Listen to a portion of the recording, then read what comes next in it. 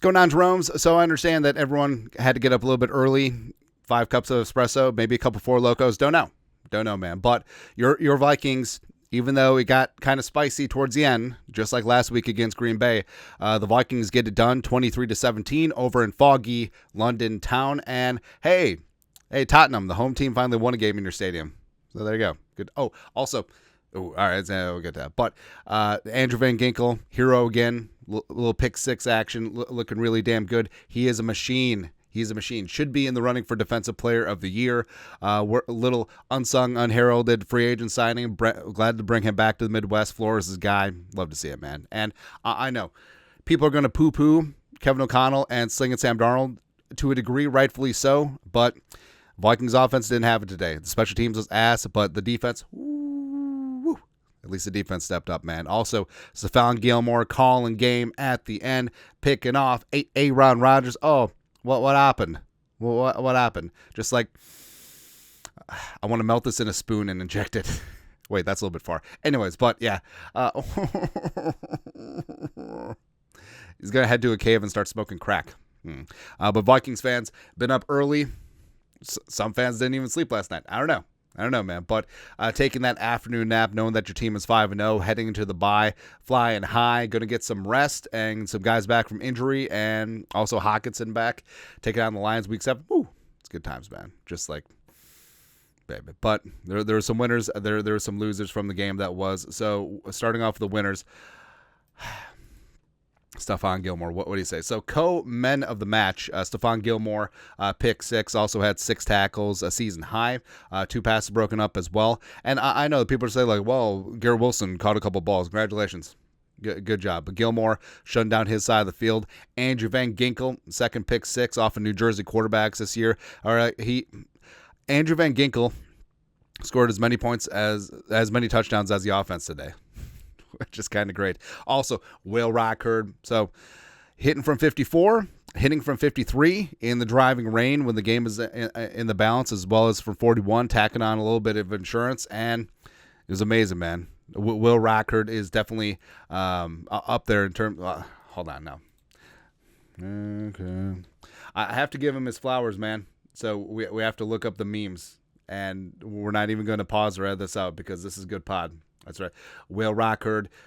So there is precedent of a kicker winning NFL MVP. Mark Mosley, 1982 for Washington. So I'm just saying that Will the thrill coming.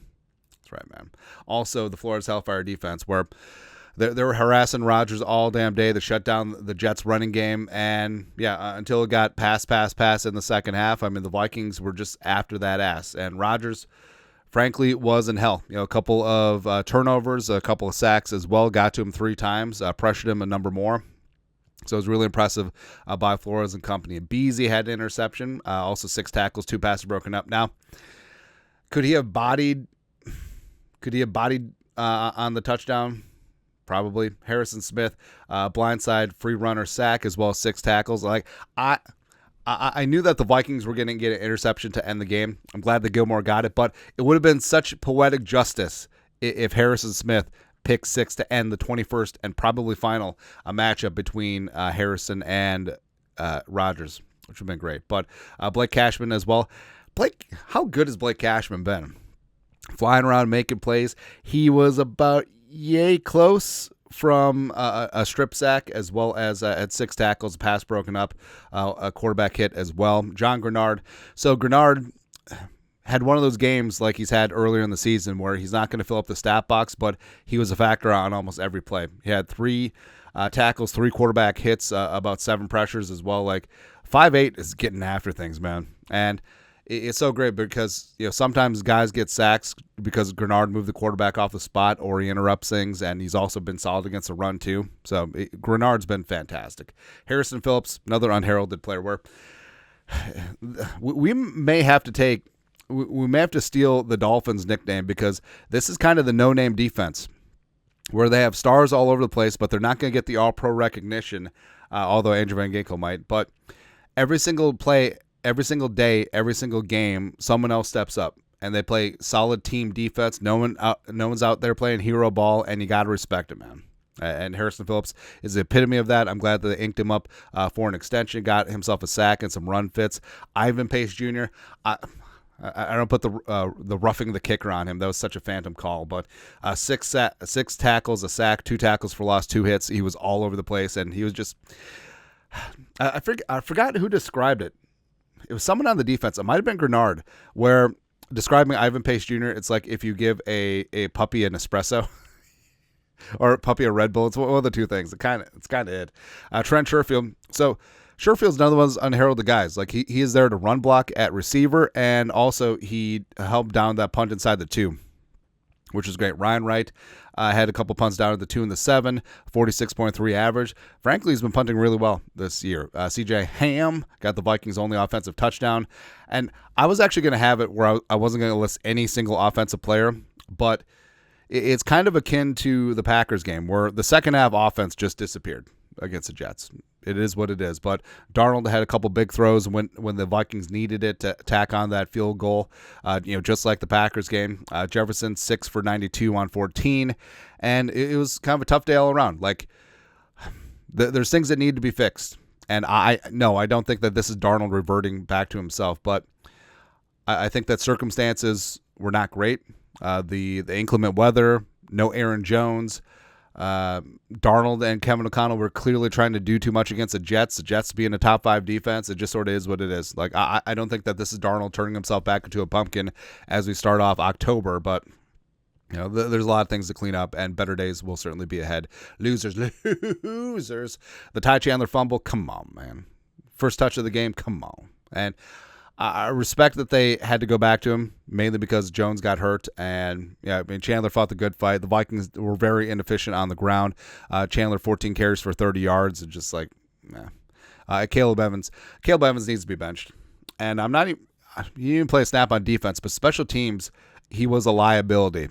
And special teams was terrible today for a large part because of Caleb Evans. Hidden yardage lost, him being a punt gunner, as well as punt return. I mean, how many times was Evans just thrown into Powell? And they're going to get one of those, right? And they need to have Newton McLaughlin up, because I don't think that you can have Evans on special teams anymore. It's just not great. And also, you saw in the last punt return, they had Theo Jackson in his spot. They got Kevin O'Connell and Darnold. I don't want to say it's because of the Jets, and Darnold and O'Connell both have history with the Jets, obviously. But things weren't clicking on offense, and it just seems like they were trying to press things too much. And Darnold got sacked 4 times. I don't put too much of that on the offensive line. I actually think that the O-line played a good game, but Darnold was hanging on to the ball too long. Kevin O'Connell was dialing up these long developing deep pass plays, and it just didn't work. Like, I know that the running game wasn't working. I know that the weather, I know that the Jets, this, that, and the other thing, but just take what's there. They were trying to force the issue too much. Ed Ingram, so the block in the back in the fourth quarter after Chandler actually got some positive yardage. I mean, it's just penalties like that set you behind the sticks, and the Vikings did pick up that first down, but just in terms of momentum killers, it's not great. Procedural penalties, so the Vikings had an illegal shift, illegal formation, false start. Penalties in general, like the Vikings were very sloppy and undisciplined today. How many penalties do they have? There's a lot. If only I had that information in front of me. So the Vikings had 11 penalties for 80 yards. Yuck. Certainly have to clean all of that up. Carry on my Jayward son. Had that block in the back on the punt return. And it's similar to Ed Ingram. Like the runner was already past you. So why? Also, punt coverage before the half. The Gunners were not good. And I know people like, well, Najee Thompson, it's whatever. No, Najee Thompson is a very valuable member of this football team. Can't wait to have him back. You're starting to see the value of having competent punt gunners, man. Blake Brandle's penalties. He's had 5 penalties in 5 games. And I know he's been a badass and a beast otherwise, but overall, writ large, this team has to clean up penalties. It's been an issue, right? And also turnovers too, blah, blah, blah. The refs roughing the punter, my ass. It's almost like they got a call from Fifth Avenue. Just like, hey, let's keep this game close. It's ridiculous. And there's a reason why they didn't initially show that replay. And then when they finally did show the replay, they had to have the rules analyst on. It's like, well, actually, blah, blah, blah. So stupid, man. Also, the Clemens, amidst the Clemens roughing the passer on 3rd and 10. I wonder if that would have been sort of helpful for the Vikings. Yeah. And also that Tottenham turf. Like, the second that a drop of moisture got on it. It was moist. It was slip and slide out there. It's just ridiculous. How do you have professional athletes playing on turf this garbage? It's ridiculous. And they had to bring it in. Like, Tottenham, high-level soccer players, including Tottenham, but Premier League teams, La Liga, Champions League, they all have it in their contracts that they have to play. They get to play on natural grass. Like, so why? It's ridiculous, man. Also, it's great too. So Tottenham, the rivals with Man City. Actually, everyone hates Man City, whatever. But they were singing Oasis. So don't look back in anger.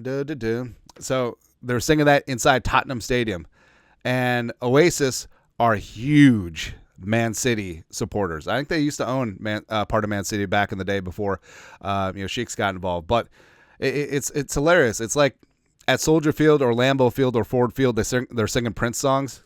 It's such a hilarious cell phone. It's kind of funny, man. But the Vikings, say what you will. A win is a win is a win. I'm told that you are what your record says you are. And the Vikings, they beat two very good teams away from U.S. Bank Stadium 2 weeks in a row. They beat the Packers on the road, beat the Jets in a neutral site, and the Vikings are 5-0. They're flying high. They're getting by, and they're into the bye. Getting healthy. Hopefully Aaron Jones' hip is good to go. Hopefully Hockenson returns. Hopefully Reisner as well. And they have a lot of ish to figure out. This is a perfect situation. The Vikings won the game, but there's a lot of things that need to be corrected, and they're a very, very good football team right now, but do they want to be great? Do the 2024 Vikings want to be great? We're going to find out. Week 7 against the Lions, baby. That's going to be a fight. That's going to be a heavyweight championship fight, baby. But that's it. Oh, Willithrow is also coming. Yeah. But that's it. Vikings win 23-17, move to 5-0 in the season, into the bye, flying high. Let us know your thoughts, our thoughts, comment section. Who are your winners and losers? Let us know. You guys are the best. You know what to do. Skol, production value.